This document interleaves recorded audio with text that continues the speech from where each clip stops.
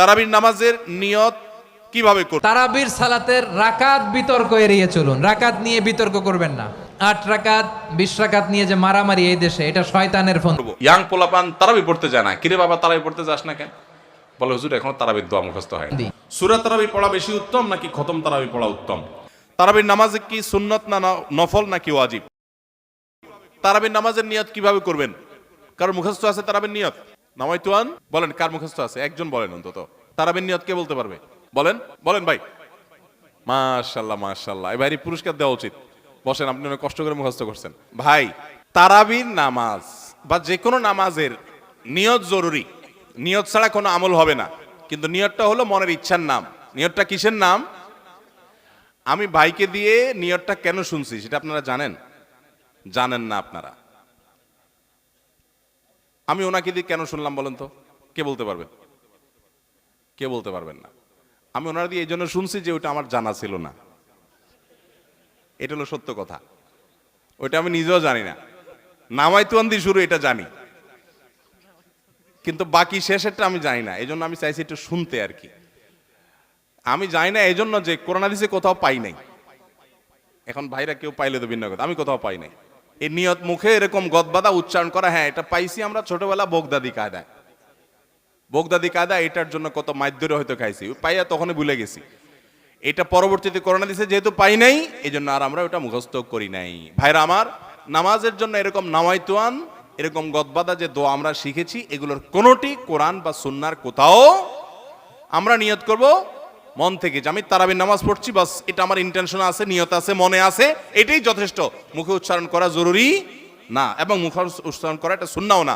নবী সাল্লাল্লাহু আলাইহি ওয়াসাল্লাম শেখানো না এটা আমাকে। ইবাদত করতে হবে তার পদ্ধতিতে। কোনো হাদিসে যদি এবার উৎসাহ দেওয়া না থাকে, আমি কেন এটা করতে যাব, কসরত করতে যাব? তবে হ্যাঁ, নিয়তটা হলো অন্তরের ইচ্ছার নাম, সেটাই যথেষ্ট। আলাদা মুখে নামাইতুয়ান পড়ার দরকার নেই।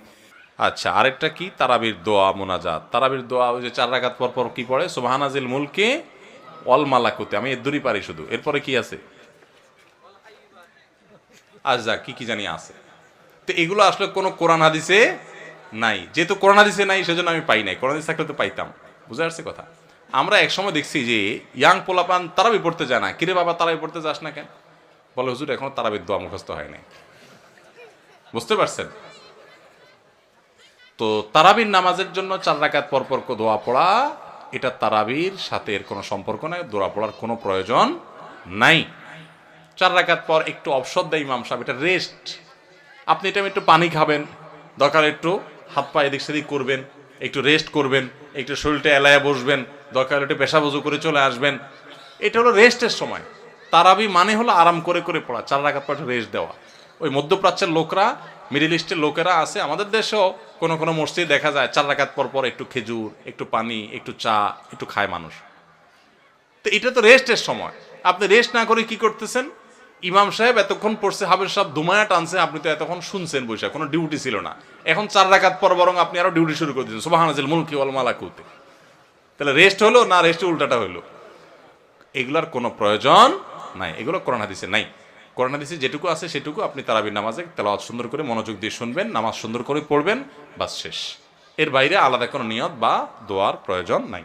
আমার প্রিয় ভাইরা, ধীরস্থির ভাবে কোরআন তেলাওয়াত করুন, তাড়াহুড়ো করে নয়।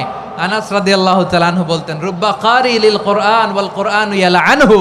কোরআনের অনেক কারি আছে যারা কোরআন পড়ে কিন্তু সওয়াব পায় না, বরং আল্লাহর কোরআন তার বিরুদ্ধে আল্লাহর দরবারে নালিশ করে আর লানত করতে থাকে। আমরা কি ওই রকম কোরআনের তেলাওয়াতকারী হতে চাই? না। ধীরস্থির ভাবে ওয়ারাত্তিলিল কোরআন তারতিলা, তারতিলের সাথে পড়বেন। বিষ্ণু ঈসা ইসলাম কানা ইয়ামুদ্দু সাওতাহু মাদ্দান, টেনে টেনে পড়তেন। আলহামদুলিল্লাহি রাব্বিল আলামিন আর রহমানির রহিম মালিকি ইয়াউমিদ্দিন ইয়্যাকা না'বুদু ওয়া ইয়্যাকা নাস্তাঈন ইহদিনাস সিরাতাল মুস্তাকিম সিরাতাল লাযীনা আন'আমতা আলাইহিম غير المغضوب عليهم ولا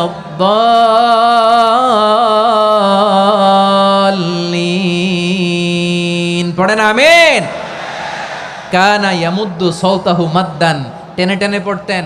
ওয়া কানা ইউকাত্তিউ আয়াতাহু, ইউকাত্তিউ আয়াতান আয়াতান, প্রত্যেক আয়াত পড়ে পড়ে তিনি থামতেন। এভাবে কোরআন পড়তে হবে। বিষ্ণু সাল্লাল্লাহু আলাইহি ওয়াসাল্লাম প্রতি আয়াত শেষে থামতেন, টেনে টেনে পড়তেন, তার তিলের সাথে পড়তেন, সুর করে পড়তেন। মান লাম ইয়াতাগান্না বিল কোরআন ফালাইসা মিন্না, যে সুর করে কোরআন পড়ে না সে আমার উম্মত হতে পারে। জাইনুল কোরআন বিআসওয়াতিকুম, বিষ্ণু বলেন সুর করে কোরআন পড়বা। অনেকে কোরআনের খতম তুলবার জন্য কোরআনরে একেবারে খতম করে দেয়, এরকম আছে না নাই? কোরআনের খতম তোলার জন্য কোরআনরে কি করে? একেবারে খতম করে দেয় না। আপনি ধীরস্থিরভাবে পড়ে যদি খতম দিতে পারেন মাশাআল্লাহ, না পারলে যতটুকু পারেন পড়বেন। ধীরস্থিরভাবে তারাবির সালাতগুলো যেন আমরা আদায় করি। তাড়াহুড়ো করবেন না আল্লাহর ওয়াস্তে, তাড়াহুড়ো করবেন না, তাহলে কোরআন আমাদের জন্য বদদোয়া করবে। তাড়াহুড়ো করবেন তারাবির নামাজে। তারাবির নামাজ সালাতুত তারাবিহ মানে বিশ্রামের নামাজ, আর আমরা পড়ি সলাতুল কিতার, রেলগাড়ির মতো নামাজ। চিল্লায় বলেন ঠিক কি না?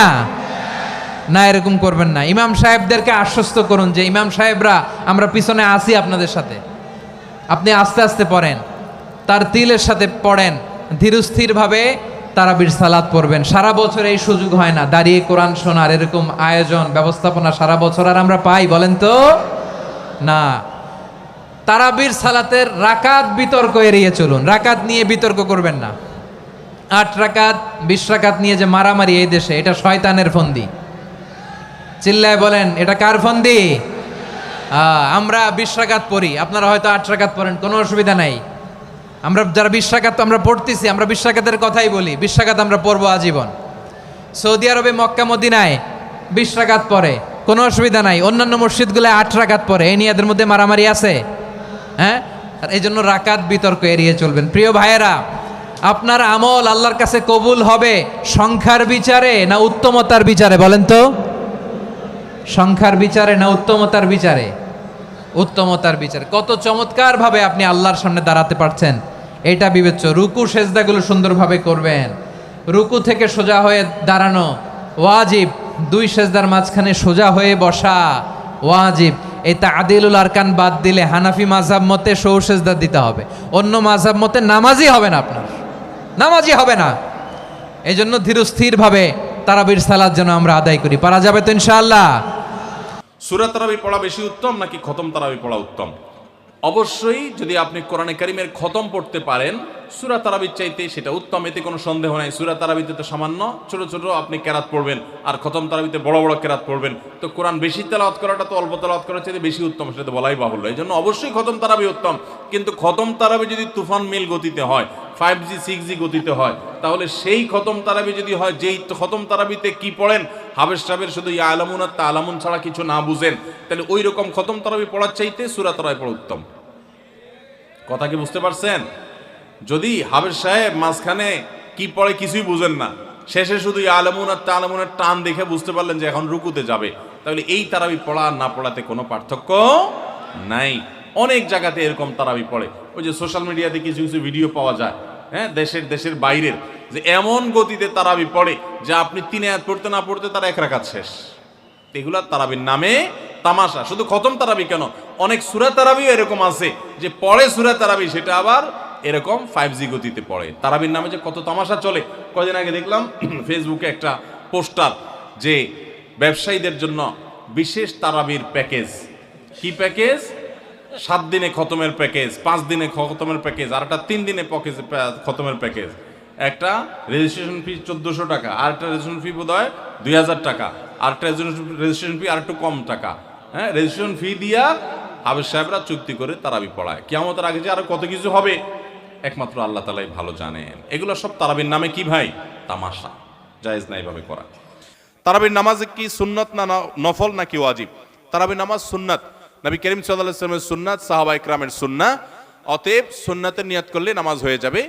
নফল শব্দের অর্থ হলো ফরজ ওয়াজিবের বাইরে এক্সট্রা, অতিরিক্ত। নফল মানে অতিরিক্ত, সেই হিসাবে নফল নিয়ত করলে আদায় হয়ে যাবে, কিন্তু এটা সুন্নাহ নামাজ। তারাবির নামাজ কিসের নামাজ? সুন্নাহ নামাজ।